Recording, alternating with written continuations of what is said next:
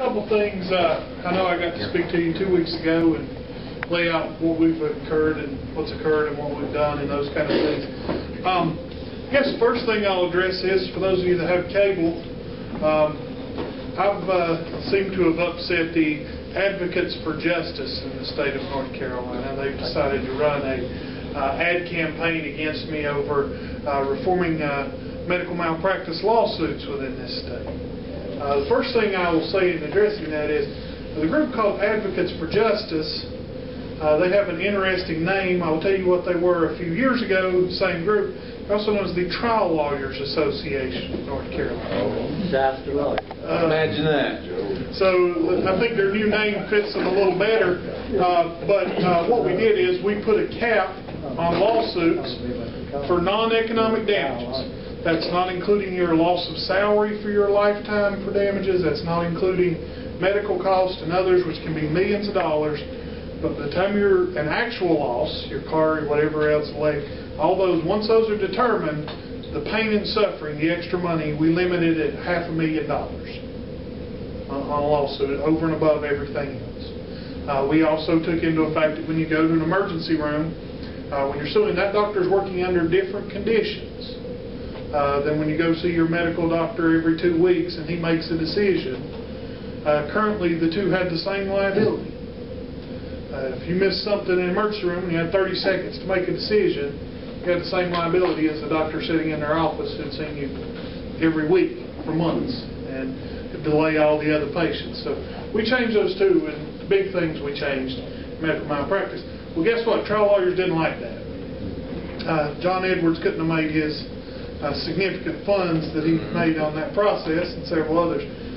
So they've spent quite a bit running TV ads already against me and how I stood for this, and they're bringing out a very sad story of a child who fell with a toothbrush in their mouth, ruptured an artery, but didn't do any damage to their throat. So the doctor in the emergency room didn't see it when they came in, and a lot of lost time damages.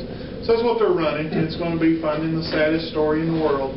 What they're not seeing is when you go to the doctor over here and you can't get an OBGYN. What they're not seeing is when you go to the doctor and you're waiting 6 hours because they can't get someone to work in the emergency room because of those liabilities. And the same people who are losing their life and other damages because of that. It's not what they're talking about. I also want to tell you an interesting story from last week, actually. And it's one of very much integrity. And some of you may disagree with it, but I want to see how I want to point out how we're governing differently. This actually comes from the House. Tom Tillis, we had a joint caucus meeting scheduled. It's also the beginning of the ACC tournament, Thursday was, and I know there were some other events people were attending. But the House session had to adjourn and go to the joint caucus.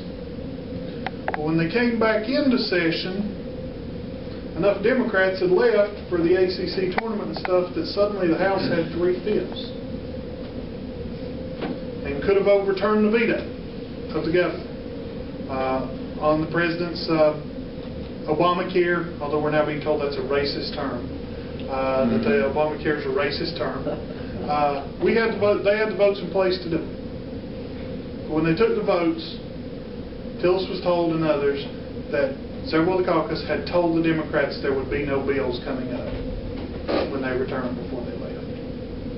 And because of that, he refused to hold the vote. We're not going to be about going through. We're not going to do this by hook and crook. We're not going to have the lottery votes that the Democrats ran through. But I will also tell you that he made a very clear statement. From this point on, anywhere, any time that they show up on the floor, from now to the end of session, they can bring that vote up for consideration. So no matter where we stand, he made a clear statement. Anywhere, anytime, it can happen at this point on. But he wasn't going to drop his integrity to get it done legislatively. And I understand how strong people may feel about those issues and other things, but that's who we are and that's who we want to be as elected officials and as representatives. I also had the privilege yesterday to come over tour Madison County schools with the superintendent and others. It's something I've set up once a month. I meet with about all 6 superintendents of my district, and we meet in a different county. Ray Rapp got to come for the first hour yesterday and speak to the principals in the same group. And there's a lot of things that they're worried about here in Madison County. The budget, education for students, those kind of things. Ray Rapp chose to talk about none of that. He spent the entire time he had talking about charter schools. And how much charter schools were going to destroy public education. His statements about how it was just ripping the funds out. And I just wanted to say, because he left right after, but I said to the group, you know, you don't have charter schools in Madison County. So whatever you think it's doing to your budget, with the exception of the 1, maybe 2 students who are going to leave here and drive to Asheville to go to one of those schools, it doesn't affect you. But he's going to take a half hour of your time to tell you how much this is going to keep us in the state. Is charter schools and how he's going to fight for the traditional public school. And quite frankly, leave us, Western North Carolina, with no options in education. I'm not throwing off on our public schools, but where I grew up in Mitchell County, if something happens, bullying, whatever else, conflict with teachers, even of course, you have no other option for education other than that one school. And the one thing about our public school system is there is no one-size-fits-everyone in education. And so we're trying to get a system in place where even in these rural areas you have a choice in education. Things don't work out, you have somewhere you can go. I filed a bill this week to allow private schools, charter schools, and homeschool individuals to participate in any sport offered by the athletic teams at Madison High School or others. Here it'd be Madison High School. So if they offer a wrestling team, they offer a football team, they can come participate in that on the same requirements that anyone in that school would do. My point being, your tax dollars pay for the sports as much as they pay for the education. You have a right to participate, and I strongly believe sports build leadership, they build character, and we shouldn't be denying that to people who choose another educational option. The High School Athletic Association has screamed their head off over this. Unfair competition, you can recruit, and all these other things. But, you know, the purpose of me for high school sports is not competition. It's not to win another state championship. It's to grow kids and give them an opportunity when they come to learn the leadership and learn the skills.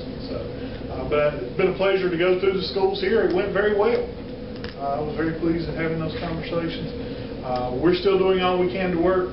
The voter ID bill is it's introduced. It's in. I and Wesley Meredith in the Senate have introduced it. Same legislation went in the House. There's a lot. It's a very mobile piece of legislation right now. There's a lot. We're probably going to make it an election reform bill that includes voter ID. But we also found, State Board of Election found about 700, in the last month, found about 700 people who had registered to vote in the state of North Carolina, and the ID they used was the ID from the DMV that declares you as a non-citizen. Now these are legal aliens who got a card from DMV, and 700 of them registered to vote. That's our current system. So, and when you need but there's no fraud that goes on.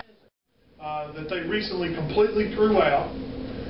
All the counting, all they did, it came down to 4 votes between the 2 sheriff's candidates, with a certification that 4 people who had deceased prior to the election had voted.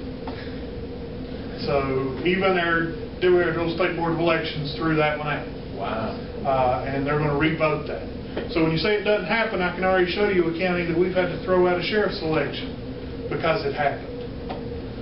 So they're going to do everything they can to try to make it out to say that all these people in the state will be disenfranchised, and somehow this is a race issue, and somehow this is we hate elderly and young people. And you know, strangest thing I had was somebody tell me that it means college kids won't be able to vote. Well, state issued ID includes North Carolina State University is an agency of the state. They give all their students IDs. I worked on state's campus. Worked on Appalachia's campus, worked at Georgia Southern University. Those students are required to have a state-issued ID to eat, to get into their building, to get into their library and to check out anything on campus. But somehow requiring them to produce that ID to vote means we're discriminating against them. And this is the kind of arguments we're getting back on voter ID. The numbers just aren't there. There is a big physical note. We've fought staff on this. They'll make up their own things. There will be some cost to doing it. Because the real thing about it is, under this bill, the ID will now be free to the individual. Because you can't have a poll tax. That is clearly unconstitutional. The ID will now be free. So all these things are complaining about these people not having IDs.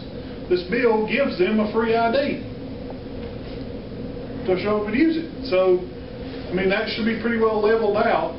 This is about, they're going to tell you it's about Republicans elected, everything else. This bill is about having an election that we can feel confident that the results at the end of the day match the intent of the voters who showed up that day and were legal and eligible to vote when they showed up. So, but thank you all again. I appreciate it. I didn't want to take up too much of your time. Excited to be here. Excited to move forward. We got a lot to do in this state. 2012 is coming like a freight train. And we put every week, Ralph sends a legislative update out. If you don't get it, you can subscribe to it through his website, or you can just go to our Madison County website. I always repost his legislative report on our website. So you can always keep in touch that way. Ralph, thank you. You're welcome.